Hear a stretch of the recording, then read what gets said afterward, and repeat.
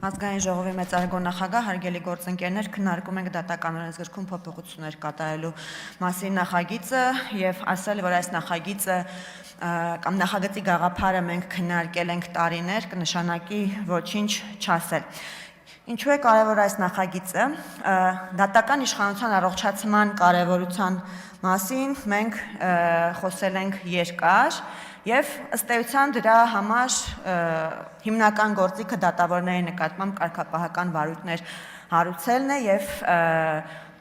անհրաժեշտության դեպքում, երբ կա խախտում, այդ վարույթներով որոշում կայացնելն է եւ դատավորներին կարգապահական պատասխանատվության ենթարկելն է։ Հայաստանի Հանրապետության օրենսդրությունը 3 սուբյեկտ է նախատեսում կարգապահական վարույթներ հարուցելու համար։ Առաջին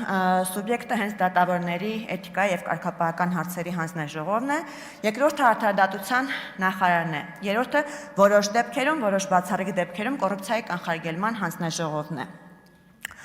Միջազգային ստանդարտը այն է, որ գործադիրը դատական իշխանության գործերին պետք է հնարավորինս քիչ խառնվի, հետևաբար միջազգային ստանդարտի տրամաբանությունից բխում է, որ արդարադատության նախարարը պետք է հնարավորինս քիչ լծակներ ունենա այստեղ միջամտություն իրականացնելու։ Միաժամանակ միջազգային գործընկերների հետ մեր քննարկումների ժամանակ միշտ միակարծիք ենք առ այն, որ էթիկայի եւ կարգապահական հարցերի հանձնաժողովը արդյունավետ չէ։ Եվ պարոն Դադունցի ներկայացրած վիճակագրությունը հենց դա էր ապացուցում, որ այս հանձնաժողովի աշխատանքները եւ այդ հանձնաժողովի կողմից իրականացված կարգապահական վարույթները ըստ էության այն նպատակին, որն է դատական իշխանության առողջացումը, չեն նպաստում եւ դրա պատճառը այո, այն է, որ հարաբերակցությունը իրավաբան գիտնականների այդ հանձնաժողովում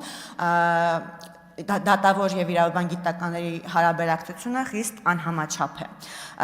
Այս առումով մենք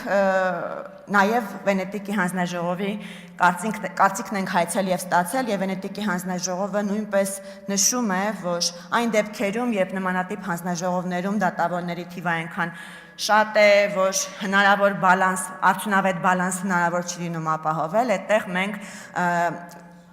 դառնում ենք, այսպես ասած, կորպորատիվիզմի զոհ, երբ դատավորները միմյանց հետ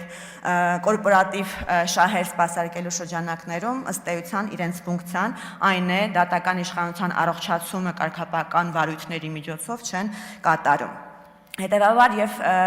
Եվրոպայի խորհրդի մարմինների, մասնավորապես Վենետիկի հանձնաժողովի դիրքորոշումն է եղել այն, որ այս հարաբերակցության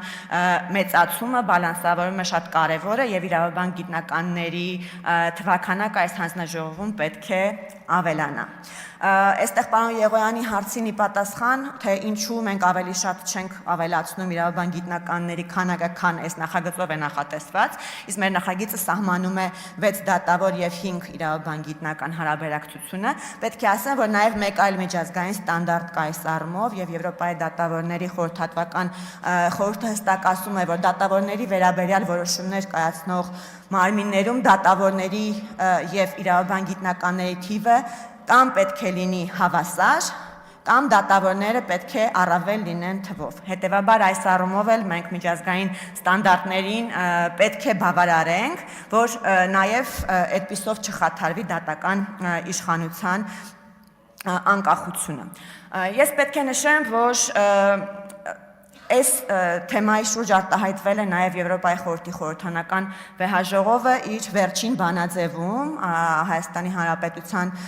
ժողովրդավարական ինստիտուտների վերաբերյալ եւ հստակ նշել է, որ շատ ողջունելի է այս նախագծի առկայությունը եւ շատ կարեւոր է այս փոփոխությունը կատարել եւ այս փոփոխությունը կատարելու դեպքում մենք կարող ենք տեսնել, հնարավորություն կա տեսնելու, որ դատավորների էթիկայի եւ կարգապահական հարցերի հանձնաժողովը այս հարաբերակցությամբ արդեն սկսում է ավելի արդյունավետ աշխատել եւ այս արդյունավետությունը ապացուցվելու դեպքում հույս ունենք, որ որոշ ժամանակ անց արդեն կկարողանանք քննարկել արդյոք արդարադատության նախարարը կարող է հրաժարվել կարգապահական վարույթներ հարուցելու իր լիազորությունից թե ոչ։ Եվս մեկ անգամ կրկնեմ, որ շատ կարևոր նախագիծ է դատական դատական իշխանության առողջացման տեսանկյունից եւ նշեմ, որ հանձնաժողովում դրական եզրակացության է արժանացել եւ կոչ եմ անում քվեարկության ժամանակ նույնպես դրական քվեի արժանացնել։ Այսքանը, շնորհակալ եմ, հարցեր ունենալու դեպքում կպատասխանեմ սիրով։